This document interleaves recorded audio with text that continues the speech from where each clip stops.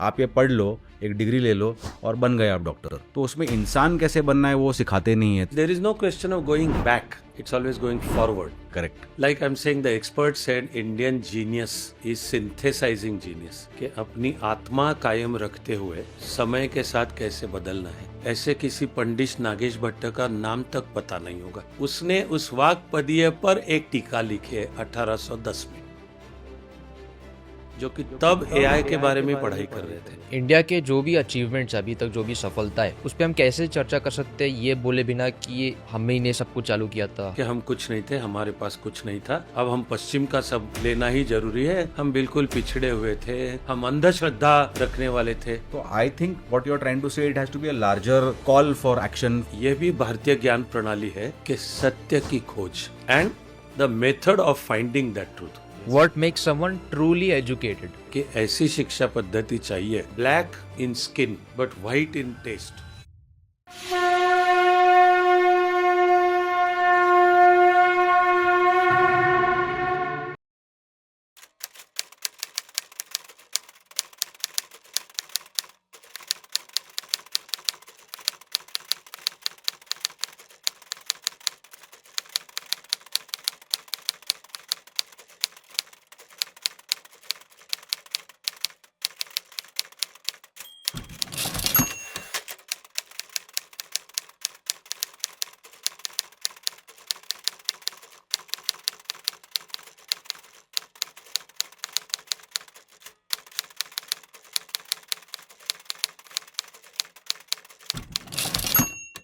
Namaste and welcome to this episode of the Oddcast Show.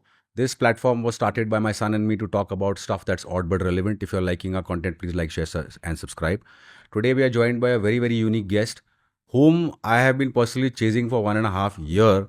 And now finally sir is here and I'm so excited that I've actually lost my thought process as to what to ask. But I'll begin by introducing Avinash Dharmadhikari ji. Sir, namaskar. Jai Shri Ram. Welcome to our show. कैसा लग रहा है sir आपको आके? यहाँ पे आके बहुत खुशी हो रही है। वार्ता करने की मेरी सिस्टम में पहले तो सबके प्रति कल्याण की प्रार्थना होती है, जो हमारी भारतीय धन्यवाद जी। संस्कृति की सर्वेत्र सुखिनः सन्तु। तो आप पिता और पुत्र को भी, ये पॉडकास्ट को भी, सभी किस्म की सभी शुभकामनाएं हमेशा के लिए है। एक्चुअली मुझे भी आज एक तरह से सुकून है कि आखिरकार मैं आ पाया। थैंक यू सो मेरे भी मच सर। ध्यान में है कि 1.5 साल से चल रहा धन्यवाद। है। और मैं सुहेल की माता जी को वंदन करता हूँ। आपको मैंने बात करते हुए एक पॉडकास्ट में सुना कि माता जी की स्मृति में ये है। बिल्कुल जी, बिल्कुल। तो हमारी तो संस्कृति ही मातृदेवो भव की है। बिल्कुल जी। और आनंद है आपके साथ आज यहाँ होने में। बहुत बहुत धन्यवाद जी। तो सर पहला सवाल ये है जी कि lot of people are talking about Indian knowledge systems. आजकल जो है चर्चा में, मेन स्ट्रीम में, सोशल मीडिया में इंडियन नॉलेज सिस्टम्स के बारे में बहुत चर्चा हो रही है। तो ये क्या है sir? What is the real definition of Indian knowledge systems? हमारी संस्कृति में ही ज्ञान को अहम स्थान है। मैं तो कहूँगा प्रथम स्थान है। हजारों सालों से ज्ञान के प्रति एक आदर का, सम्मान का, विनम्रता का भाव है। और जैसे आज इंफॉर्मेशन टेक्नोलॉजी का ज़माना है, वो अब पहुंच चुका है एआई तक। और दुनिया के जो भी जाने माने हैं वो कहते हैं that the whole humanity is marching towards knowledge based society. तो मेरी तो धारणा है कि भारतीय संस्कृति ही हजारों सालों से इस तरह से नॉलेज बेस्ड सोसाइटी है, जहाँ ज्ञान का अनुसंधान कैसे किया जाए इसका एक बिल्कुल शास्त्र शुद्ध वैज्ञानिक एक तरीका है, एक व्रत है। वो मैं आसान से आसान शब्दों में कहूँगा कि उस पद्धति को हम कहेंगे भारतीय ज्ञान प्रणाली। एक तो जो भारतवर्ष में हजारों साल से निर्माण हुई, पनपती रही। यह नहीं कि कहीं प्राचीन समय में ही यह ज्ञान प्रणाली निर्माण हुई, ये बात नहीं है। उस ज्ञान प्रणाली का जो प्रवास है, आने वाले हर समय के साथ और भी गहरा जाता हुआ और भी समृद्ध होता हुआ, हर समय में उस पर अनुसंधान और काम जारी है। A disciplined and a scientific method of search for knowledge, this is how I would define भारतीय ज्ञान प्रणाली, इन अंग्रेजी में इंडियन नॉलेज सिस्टम। मैं शुरू में एक उदाहरण उसका कह रहा हूँ। हमारे वेदों से लेके वर्तमान समय तक के विश्व का एक ही तत्व से जो निर्माण शुरू हुआ, तो विश्व के निर्माण का पहला कदम है ध्वनि, शब्द उसको कहते हैं कि तस्माद आकाश संभूतः, ये वेदों का मैं पंक्ति बता रहा हूँ कि तद जो एक ही तत्व है, जो आज भी वही है सारा विश्व, तो उसने जो संकल्प किया कि मैं एक हूँ अनेक हो जाऊं, एको हम बहुश्याम, वो अनेक होने की प्रक्रिया है पूरे विश्व का। और जैसे आधुनिक फिजिक्स भी कहता है कि ऐसे तो कई विश्व है, ये तो हमारी भी धारणा है। हम कहते हैं अनंत कोटि ब्रह्मांड, तो एक तो है ब्रह्मांड। तो इस शब्द की तरफ भी देखो कि हमारी भाषाओं में शब्दों का निर्माण भी कैसे होता है। उसको ब्रह्मांड कैसे पता चला कि इसकी आकृति अंडाकृति है। अब मॉडर्न फिजिक्स में हमें वही कहता है, फिर एक ही ब्रह्मांड नहीं है, हम जिसमें रहते हैं ऐसा एक है, ऐसे अनंत कोटि है। पर सभी में जो एक ही वही शक्ति, आप चाहे उसको ब्रह्म कहो या किसी भी नाम से पुकारो, वह है तो एक ही, जो कि फिर वेदों का वचन है, एकम सद विप्राह बहुधा वदंती, कि सत्य एक है, knowledgeable people just call it by different names. तो ये जो विश्व की निर्मिति का पहला है कि तस्माद आकाश संभूता, कि आकाश तत्व का निर्माण हुआ। और हम हमारी भाषा में उसको कहते हैं तन्मात्रा, दैट इज द क्वालिटी, कि यह जो तत्व है विश्व के निर्मिति का, उसकी क्या है क्वालिटी, तो वो है शब्द, ध्वनि है, वाइब्रेशंस है, सब अभी मॉडर्न फिजिक्स भी कहता है। मैं शुरू में ये उदाहरण इसलिए कह रहा हूँ कि इस आधार पर एक तरफ पूरी भाषा का निर्माण होता है ध्वनि विचार के आधार पर, उसी आधार पर संगीत का निर्माण होता है। और वेदों से वर्तमान समय तक, मैंने 2 विषयों का भी उल्लेख किया, लेकिन ऐसे सैकड़ों हजारों विषय, एक अखंड परंपरा है कि इसका अनुसंधान किस तरह से किया जाए, एक ये ज्ञान संपादन किस तरह से किया जाए, उसको हम कह रहे हैं भारतीय ज्ञान प्रणाली।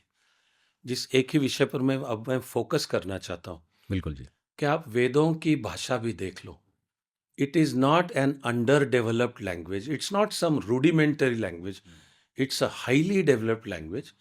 Even in terms of language दुनिया भर में समझा जाता है कि काव्य किसी भी भाषा के विकास की चरम सीमा समझी जाती है। तो पूरे वेद है काव्य है, जिनमें के छंद का विचार है, जिनमें समझ लो गायत्री, सावित्री, जगती, इस नाम से छंदों में रचना है वो, और जो लय उसमें होती है। तो सोच लो कि ध्वनि का विचार किस गहराई तक पहुंचा है। वेदों के बाद वाला एक महान पड़ाव आ जाता है महर्षि पाणिनि के रूप में, कि उन्होंने अष्टाध्यायी ग्रंथ की रचना की। ये महर्षि पाणिनि जी के सूत्र हैं, 4000 से ज़्यादा, पर जिसमें से एक एक सूत्र में आज तक की तारीख में अनुसंधान जारी है।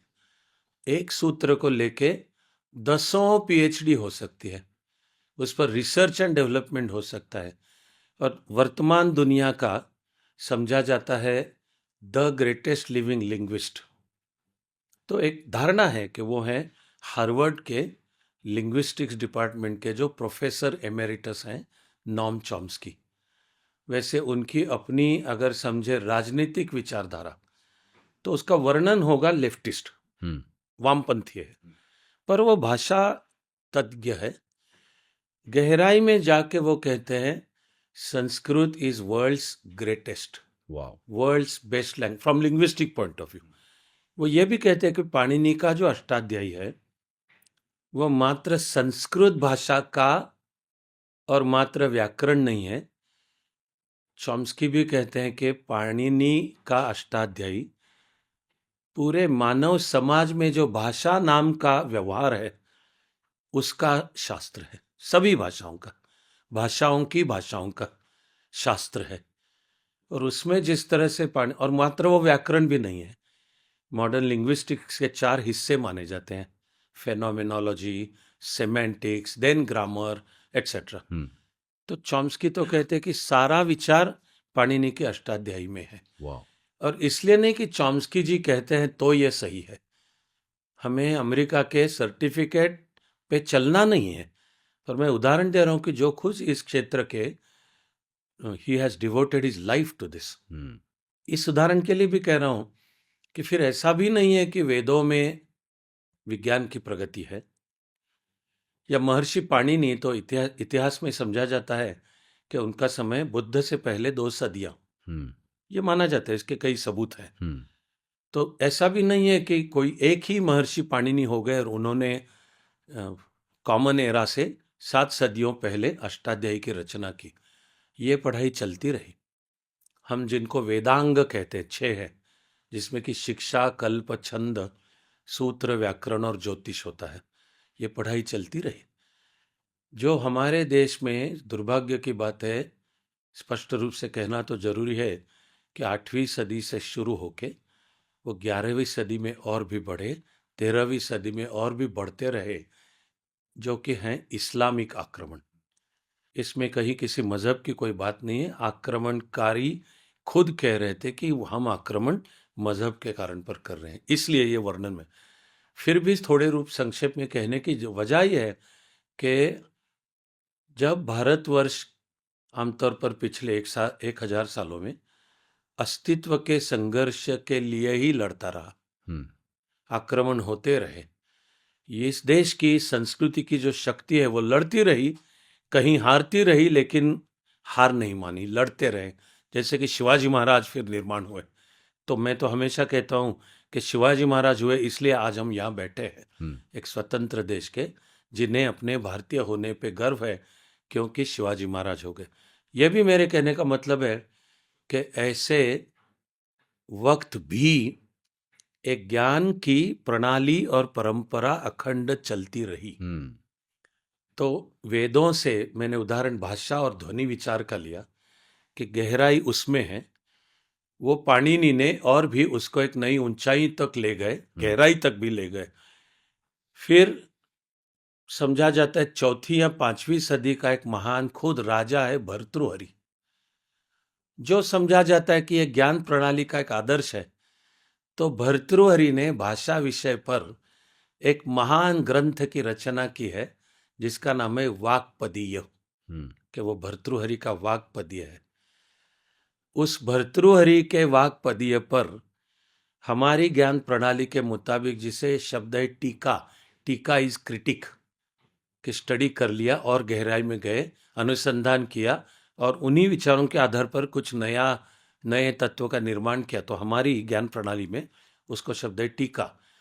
तो भर्तृहरि की 5वीं सदी में लिखी गई वाक्पदीय पर 19वीं सदी की शुरू में एक महाराष्ट्र का ही पंडित नागेश भट्ट, उसने उस वाक्पदीय पर एक टीका लिखी है 1810 में, जिसकी पढ़ाई अमेरिका के नासा में 1985 में एक वैज्ञानिक है रिक ब्रिग्स, जो कि तब एआई के बारे में पढ़ाई कर रहे थे, तो सोच रहे थे कि एआई के एल्गोरिदम क्या होना जरूरी है। मुझे तो गहरा दुख भी होता है और हमारे लिए सीख है कि यहाँ मुझे दुख है कि आज की तारीख में भी, भारत की बात छोड़ दो, मुझे दुख है महाराष्ट्र में भी ऐसे किसी पंडित नागेश भट्ट का नाम तक पता नहीं होगा, कि जो 1810 माने तब मराठा साम्राज्य था, भारत सार्वभौम था और मराठा उनके लिए लड़ रहे थे। मालूम नहीं था कि आने वाले 7-8 सालों में हम वो खो देंगे। 1810 में पंडित नागेश भट्ट भर्तृहरि की वाक्पदीय पर टिप्पणी करता है, जिसकी पढ़ाई 1985 में नासा में रिक ब्रिग्स करते हैं। और वो सोच रहे थे कि ये एआई क्या होगा, एलन ट्यूरिंग वगैरह पहले हो चुके थे, आईटी क्रांति का प्रारंभ हो रहा था, ऐसे समय एल्गोरिदम क्या होंगे। So to cut a long story short, एक ऐसे है रिक ब्रिग्स का, जिसमें कि वो कहते हैं कि उनको अचानक से ऐसे लगा कि भाषा का विचार संस्कृत में जिस तरह से किया गया है उस पर सतत नया अनुसंधान करके टिप्पणी होती रहे, वो ज्ञान प्रणाली है भारतीय ज्ञान। और वो कहते हैं इस नागेश भट्ट ने 1810 में भर्तृहरि के 5वीं सदी वाले वाक्पदीय पर, जो कि पाणिनि पर आधारित है, तो रिगब्रिज कहते हैं कि मुझे समानताएं दिखाई दी वाह। कि एआई के एल्गोरिदम कैसे जरूरी है, एआई के प्रोग्राम बनाना है। तो वो कहते हैं संस्कृत भाषा उसके लिए सबसे अहम है। मेरा कहना है कि हमें मात्र भूतकाल का सिर्फ गौरव करके अपनी खुद पीठ थपथपाना नहीं है।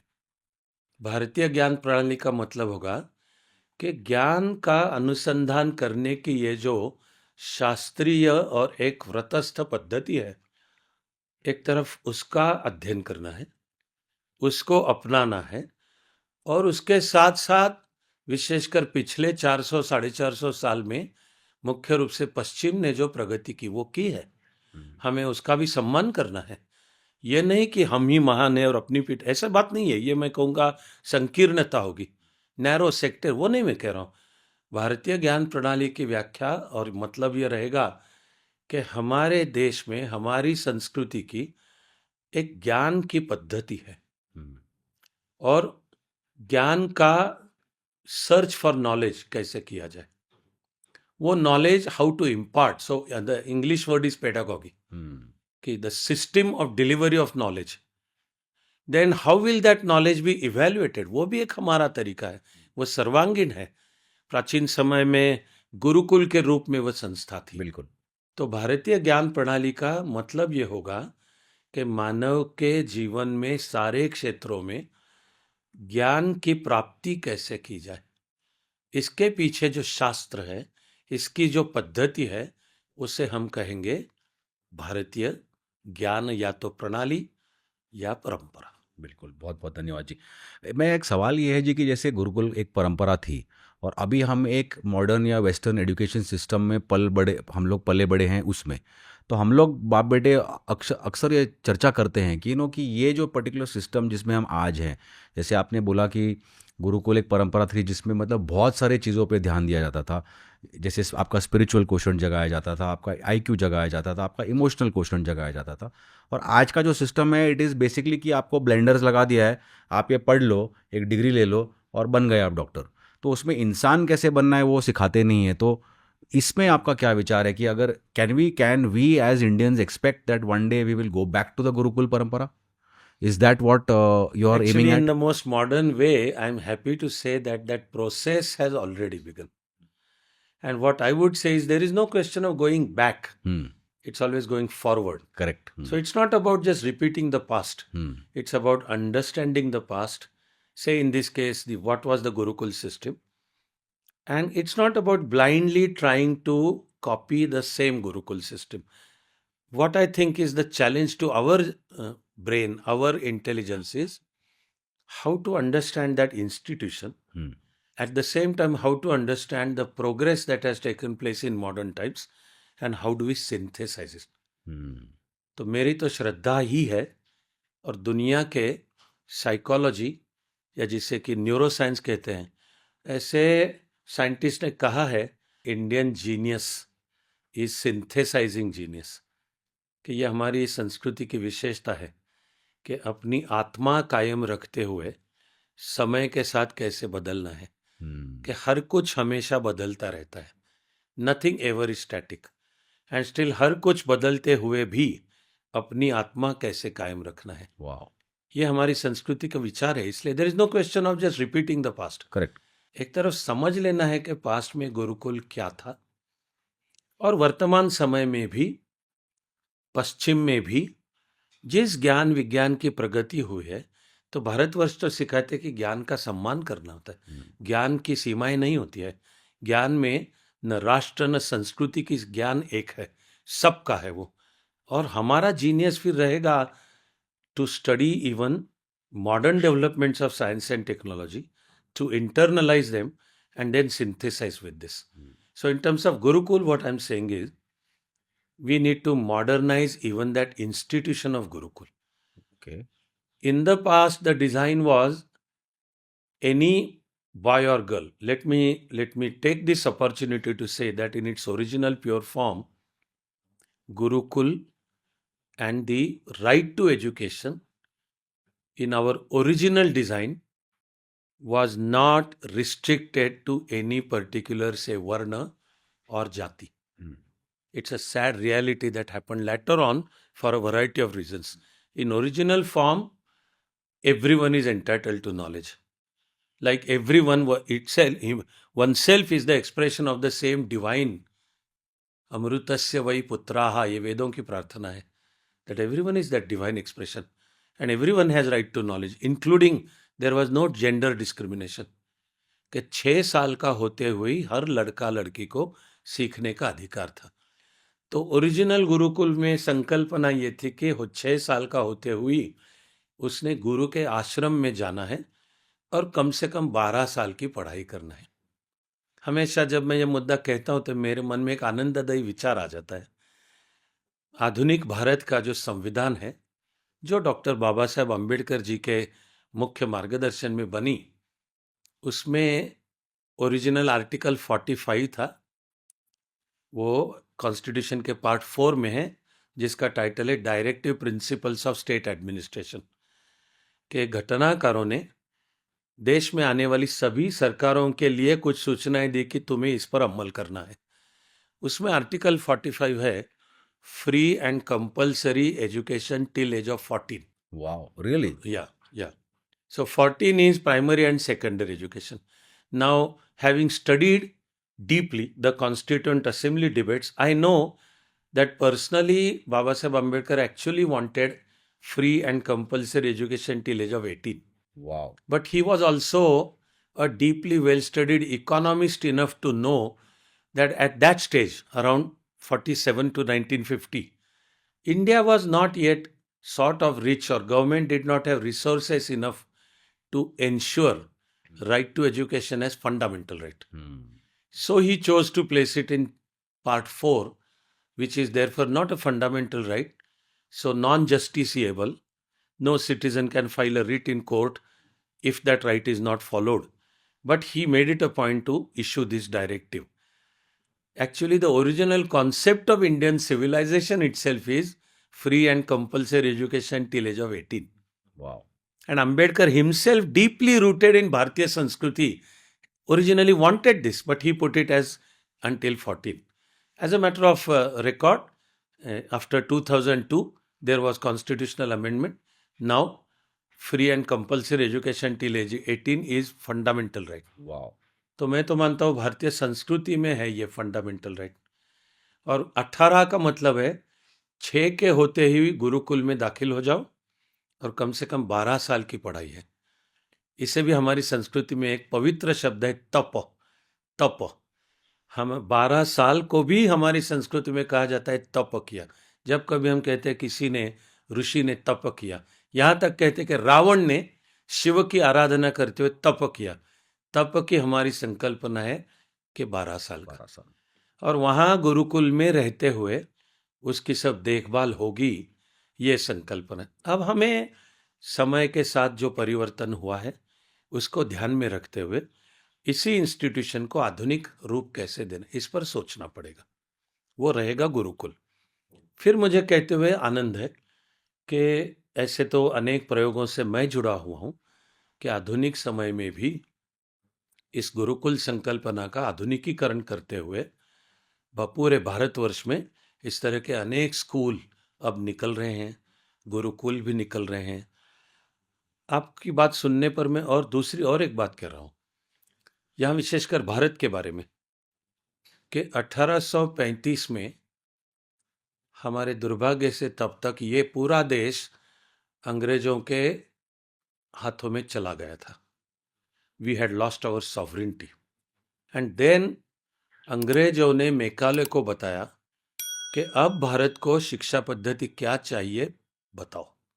ये जो फेमस है Macaulay's note on education and the year is 1835, जिसमें कि मैकाले कहता है कि ऐसी शिक्षा पद्धति चाहिए जिससे कि black in skin but white in taste, ऐसे मन के गुलाम, द कॉलोनाइज माइंड, उसका जो फेमस पैराग्राफ है कि शिक्षा पद्धति क्या चाहिए, that ends by saying that such educational system which creates army of clerks to perpetuate British rule, कि इनको इनकी अपनी संस्कृति से तोड़ो, इनको आपस में भी तोड़ो, लड़ाओ एक दूसरे से, इनको अपनी संस्कृति के बारे में इन्फीरियोरिटी कॉम्प्लेक्स बिल्ड कर दो और धीरे धीरे करके उनको पूरा उनका पश्चिमीकरण, उसके पीछे कन्वर्जन की भी काफ़ी षड्यंत्र है। ये मैकॉलेज नोट्स है।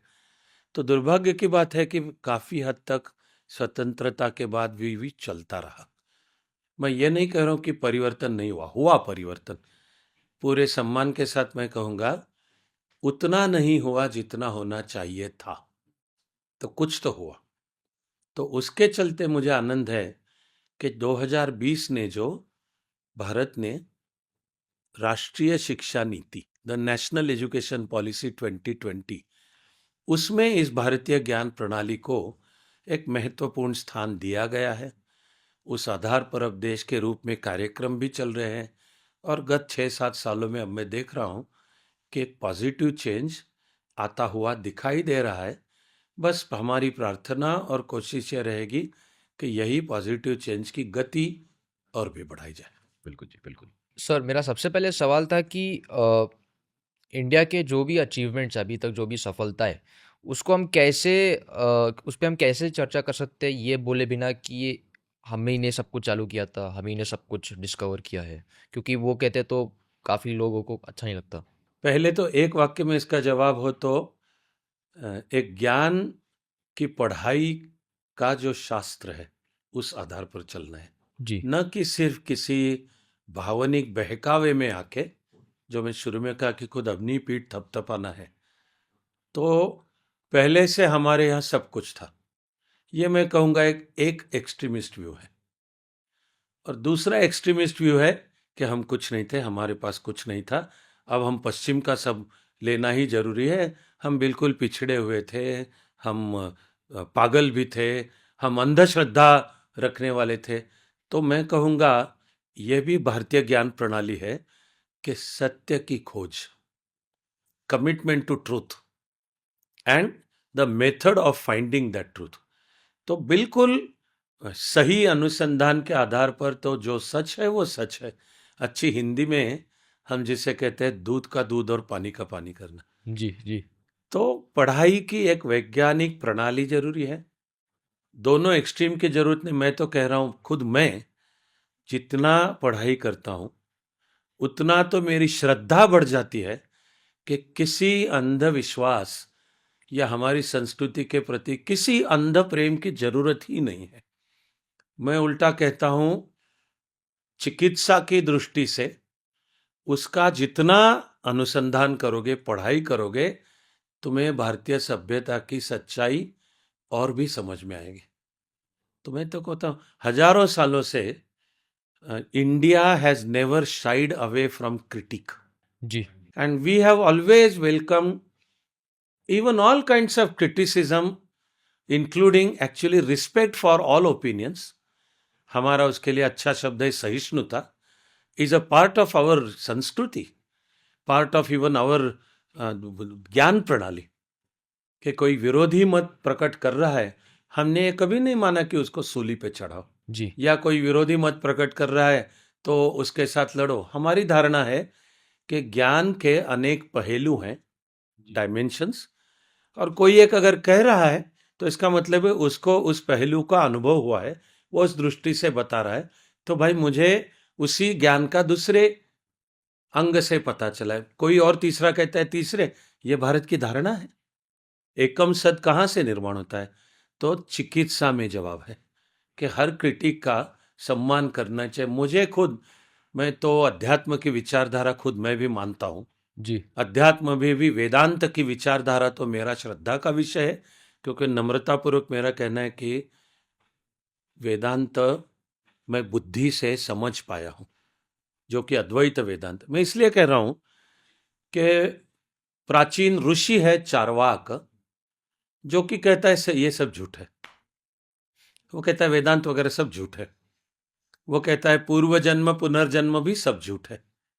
वो तो कहता है, यहां तक कहता है कि ये सब तो ब्राह्मणों ने अपना पेट पालने के लिए ये सब निर्माण कर दिया है। तो वो कहता है ये जो जन्म है वही एक है और वही आखिरी है। एक बार हम जब मर जाएंगे और देह को अग्नि दी जाएगी तो कहाँ से है भस्मीभूतस्य देहस्य पुनराम गमनम कुतः, के जला दी। इसलिए उसका सुझाव क्या है जीने के लिए, यावत जीवेत सुखम जीवेत, जब तक जी रहे हो बस खुशियां मनाओ। अब यह रहेगा कि खुशियों की व्याख्या क्या है, पर वो कहता है एक ही जीवन है, यावत जीवेत सुखम जीवेत ऋणम कृत्वा घृतम पिबेत, के कर्जा लो और तुप घी, ये अमीरी का प्रतीक है। ऐसे चार्वाक को भी भारतीय संस्कृति ने ऋषि माना है। मुझे लगता है ये हमारी शक्ति है कि चार्वाक को न सूली पे चढ़ाया, न चार्वाक के खिलाफ किसी ने लड़ाई की, न राजा ने उसे पकड़ के दरबार में लाया और बोला तुम ये क्या बकवास कर रहे हो, तुम धर्म के खिलाफ बोल रहे हो तो हम तुम्हारी खाल खींचेंगे। नहीं किया है ये पूरे भारत की सभ्यता में नहीं है। जी क्योंकि जी इस स्वतंत्रता का स्वागत है। इसलिए एक तरफ न ये सोच के चलना है कि सब कुछ हमारे पास था, पर दूसरी तरफ ये भी नहीं कि हमारे पास कुछ नहीं था।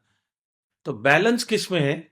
पढ़ाई में बैलेंस है, जी सत्य के अनुसंधान में बैलेंस है। जो अलग अलग उदाहरण मैं दे रहा हूं, ऐसे तो सैकड़ों उदाहरण है। आज की वार्ता में मैंने बात भाषा से शुरू की।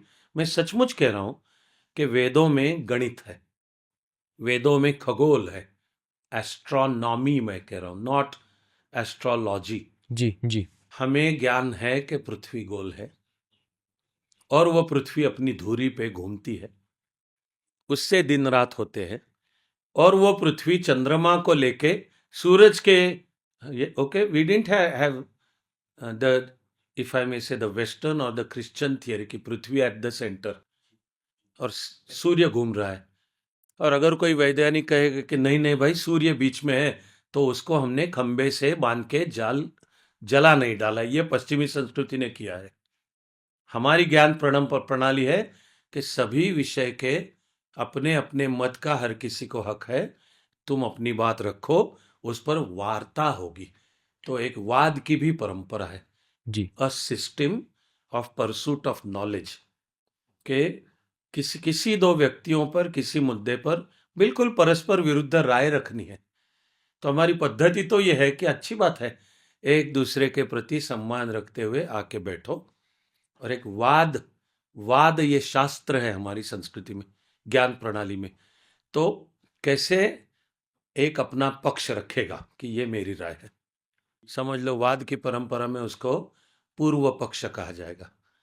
फिर जो चाहता है मैं उसका जवाब दूं, तो पहले तो वो सामने वाले ने जो कहा उसका संक्षेप में बताएगा कि आप यही कह रहे हो ना, कंफर्म कर रहा है। जब वो दूसरा कहा कि हाँ मैं वही कह रहा हूं, उसके बाद मैं अपनी बात रखूंगा, जिसे कि उत्तर पक्ष कहा जाता है। उसका एक न्यायाधीश वहां बैठा रहेगा, वो निर्णय करेगा। इसमें लड़ाई नहीं है, खून खराबा नहीं है। मेरा ही भगवान मान लो, उस मेरे भगवान में भेजा हुआ मेरा ही प्रेषित मान लो, उस मेरे भगवान ने मेरे प्रेषित को जो किताब दी वही मान लो, नहीं तो मैं तुमको कत्ल कर दूंगा। यह भारतीय प्रणाली नहीं है। वो कहते अपनी बात रखो, शांति से चर्चा होगी और प्रेम के साथ होगा। इसका समझा जाता है, इतिहास की सबसे बेहतरीन मिसाल है शंकराचार्य और पंडित मंडन मिश्रा जी के वहां तो जज के रूप में बैठी थी पंडित मंडन मिश्रा जी की पत्नी। और वाद की परंपरा भी यह है कि वाद के जो दोनों पक्ष हैं उन्होंने एक मत से मान्य करना चाहिए कि न्यायाधीश कौन होगा। तो मंडन मिश्रा जी और शंकराचार्य मिलके मान्य कर रहे हैं कि पत्नी, सोच लो कि क्या इसमें स्त्री के प्रति सम्मान और समता नहीं है, आदर है? बिल्कुल है जी। और ज्ञान म्हणजे न्याय का है कि शंकराचार्य को भी ये आशंका नहीं है कि वो मंडन मिश्रा जी की पत्नी है तो निर्णय तो वो उनके पक्ष में ही करेगी, उसकी निष्पक्षता पर विश्वास है और उसने निर्णय भी वैसे ही किया है। इसलिए न किसी तरह के झूठे अभिमान की जरूरत है, लेकिन उतना ही गलत है द इंफीरियोरिटी कॉम्प्लेक्स। जी the answer lies in scientific, careful, dispassionate study and then saying what are our conclusions. Fabulous. Sir, अभी मुझे एक सवाल था नेशनल एजुकेशन पॉलिसी पे। आपको सच्ची में लगता है कि नेशनल एजुकेशन पॉलिसी हमारे पूरे क्लासरूम का कल्चर, हमारी सोच, हमारी विचार सब कुछ बदल देगी, या ये सिर्फ एक पॉलिसी बन के रह जाएगा? जो पॉलिसी की मैंने पढ़ाई की है जी उस पर अगर 100% इम्प्लीमेंटेशन हो तो मेरा विश्वास है कि बहुत बड़ा परिवर्तन देखने को मिलेगा। अब वो अमल कहाँ तक होता है उसकी वो रहेगी बात। जी दूसरी तरफ मेरा ये भी कहना है कि एक आधुनिक जनतंत्र में सरकार एक व्यवस्था है। मैं कहूँगा सरकार किसी भी पार्टी की हो, हमारी सरकार है, इसी को लोकशाही कहते हैं। जी जी अपनी जगह पे सरकार अपना काम करती रहेगी। मैं मानता हूं हमारे में से हर किसी का दायित्व भी बनता है कि हम अपनी तरफ से जो अच्छा है उस पर हम अपने आप काम करें। इसलिए एक तरफ होगा राष्ट्रीय शिक्षा नीति 2020 का अमल, जी पर दूसरी तरफ होगा हर भारतीय नागरिक हो, कार्यकर्ता हो, शिक्षाविद हो, मैं मानता हूं उसका भी दायित्व है कि तुम एक पहल कर लो। चाहे कोई स्कूल के लेवल पर गुरुकुल कर ले, चाहे कोई इसी भारतीय ज्ञान प्रणाली को उच्च शिक्षा में, हायर एजुकेशन, यूनिवर्सिटी एजुकेशन में किस तरह से लाया जाए। तो मुझे लगता है कि ये इस पर जो पहल और काम करना है एक साथ दोनों तरफ से, माने सरकार और सरकारी नीति और समाज और उसमें से हर नागरिक, जब ये कनेक्ट होगा तो ज्ञान का प्रकाश निर्माण हो जाएगा। Beautiful beautiful. Very nice. Sir एक सवाल था, जैसे आप कह रहे थे कि ऐसा है जी कि अभी जो करंट एजुकेशन सिस्टम है, जो हम वेस्टर्नाइज एजुकेशन सिस्टम में पल बढ़ रहे हैं इंडिया में आज, बाय एंड लार्ज जो कॉन्वेंट एजुकेशन सिस्टम है, जो भी अपने कह लें उसको, तो उसमें the what I always hear from children no my meet and I have also experience this, that nobody teaches us what is contentment, how to be a better human being, कैसे मतलब how to be spiritual, how to control your mind, how to keep your mind calm. It is basically just marks and degree driven, कि ये marks ले लो, degree ले लो और बन जाओ doctor, architect, lawyer, engineer, what. तो हमारे जो परंपरा थी गुरुकुल की, और अभी जो IKS के नाम से निर्माण हो रहा है उसका, what does that do for these kind of things? Does it teach contentment? Does it teach spiritual balance? Does it teach you how to control the mind? How does, because none of us have experienced it. हमने खाली सुना है कि ये होता था, लेकिन आज के डेट में लास्ट 100, 150, 200 साल में किसी ने ये देखा नहीं है इन सिटीज इन इंडिया। तो हाउ डज दैट? दुर्भाग्य से आप जो कह रहे हैं वही तो मैकॉले प्रणीत शिक्षा पद्धति का परिणाम है, क्योंकि तब तो उद्देश्य यही था ना कि स्वतंत्रता से मत सोचो, जितना तुमको बताया गया वही रटो, वही कह डालो। तुमको एग्जाम में 10 में से 9 मिलेंगे, बाकी तुमको तो कारकुन, तुमको ब्रिटिश राज की व्यवस्था में कारकुन, क्लर्क ही बनना है।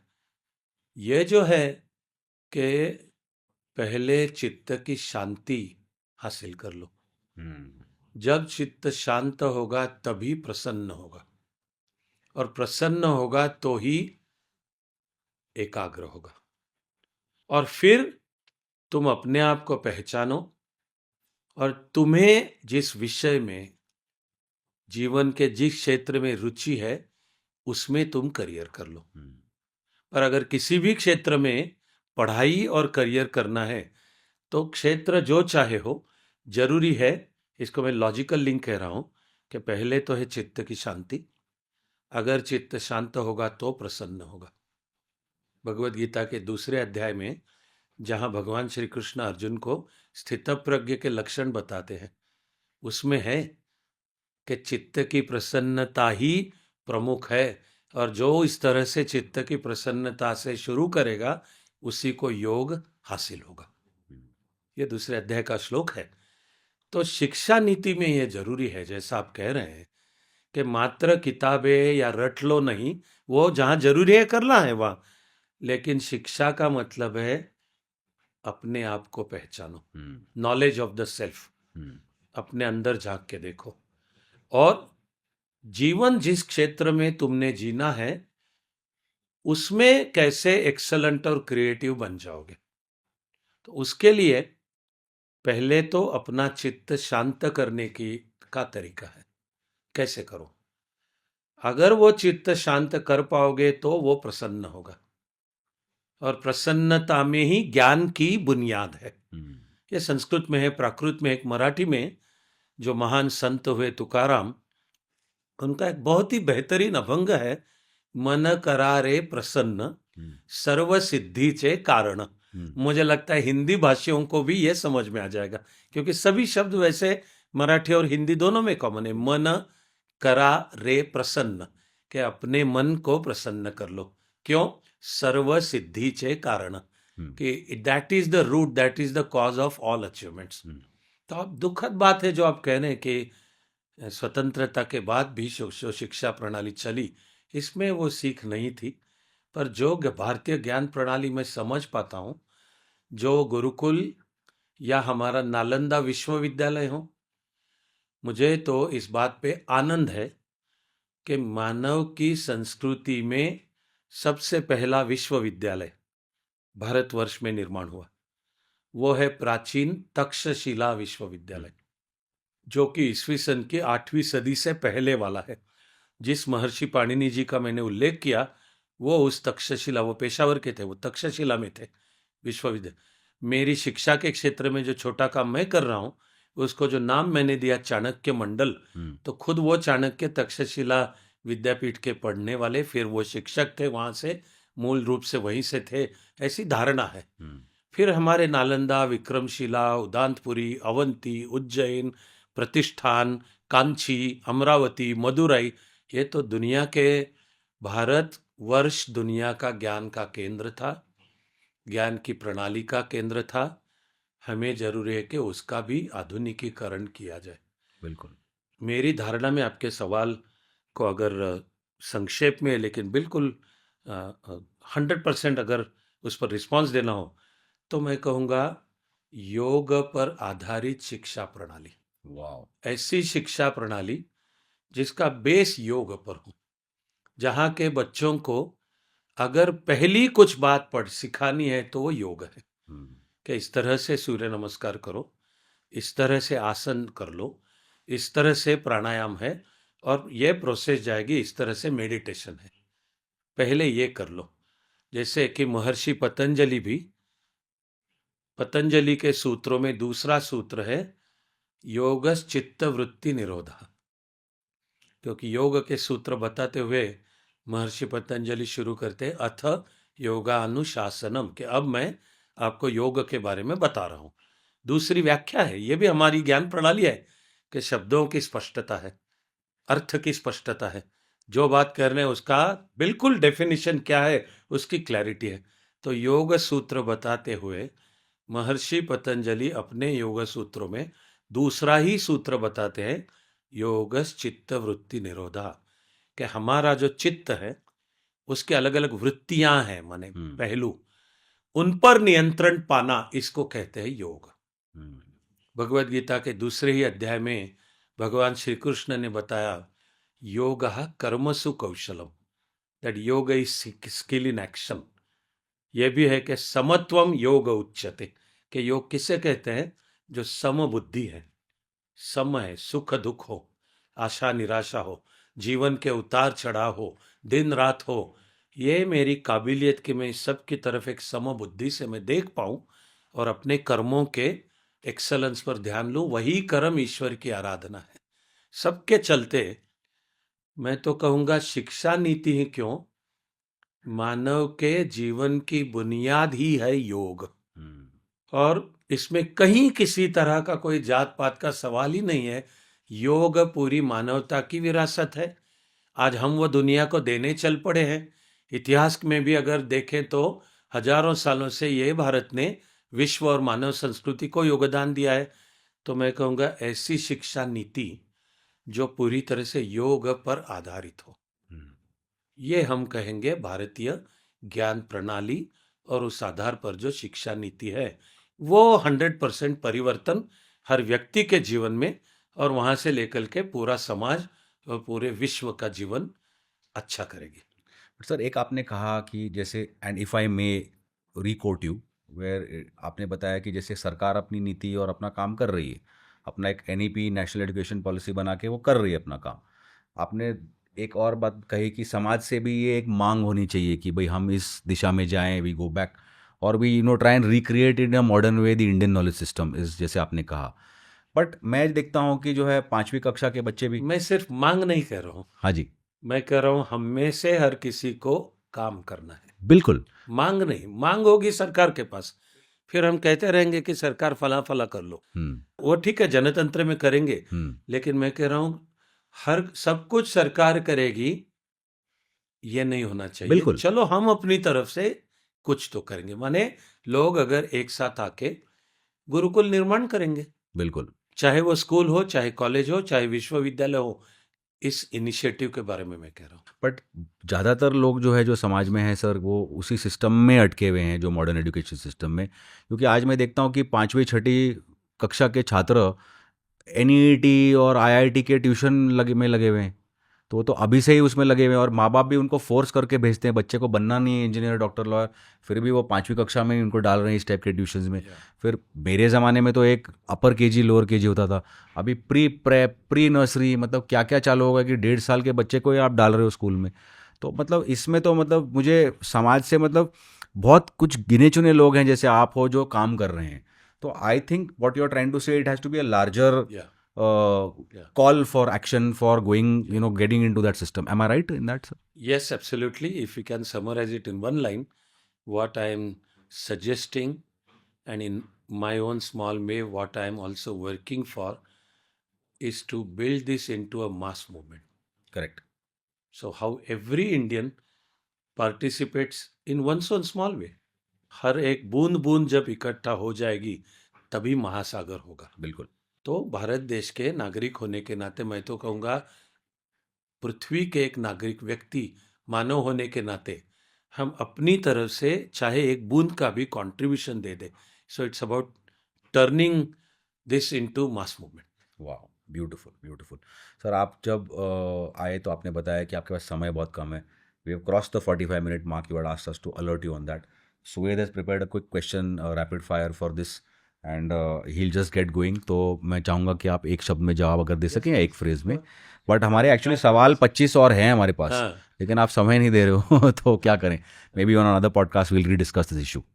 सर फर्स्ट क्वेश्चन, गुरुकुल या modern classroom? Gurukul. Sir AI और ancient wisdom? AI multiplied by ancient wisdom. Beautiful. Marks या क्यूरियोसिटी? Curiosity. डिसिप्लिन या फ्रीडम? Freedom. संस्कृत या कोडिंग? Sanskrit. इंफॉर्मेशन और wisdom? Wisdom. Macaulay system useful और लिमिटिंग? Macaulay. जी अच्छा, sorry, you are my bad pronouncing- my bad. Absolutely limiting. In fact, the choice should be useful or useless, and my answer is useless. Yoga is exercise और philosophy? Both. NEP correction और reinvention? Reinvention. One thing Indian parents are over emphasising today sir? Learning by rote. रट्टेबाजी. One thing gen Z understands better than older generations? Technology. One Indian thinker more relevant today than ever? My mind is filled with hundreds of them, I know. but because you are asking me to just pick up one, I'm going to say Maharshi Vyas. One morning habit harming young minds? Not taking exercise. One thing that India और Bharat should stop blindly copying from the west? Almost everything. Okay. Last question sir, Yes. What makes someone truly educated? Knowledge of the self. Beautiful. अपने आप को पहचानो, then you are truly educated. So, as a parting question, I just wanted to ask you that what is one thing that Indians must rediscover about themselves in the next 5, 10, 15 years? What is that we need to I would explore? say the genuine, perfectly scientific, true greatness of Bharatiya civilization, and then to modernize that true greatness. That is one thing everyone should rediscover. All right, sir.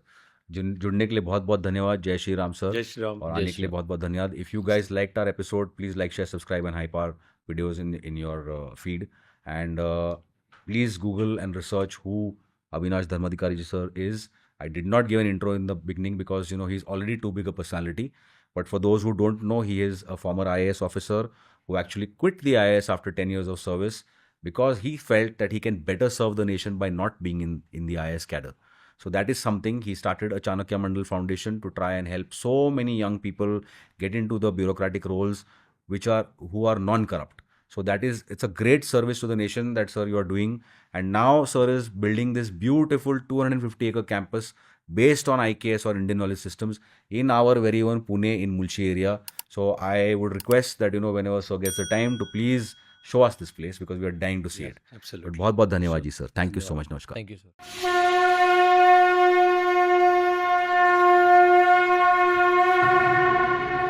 जरी एक अश्रू पुसाया साला, तरी जन्म काहीच कामास आला.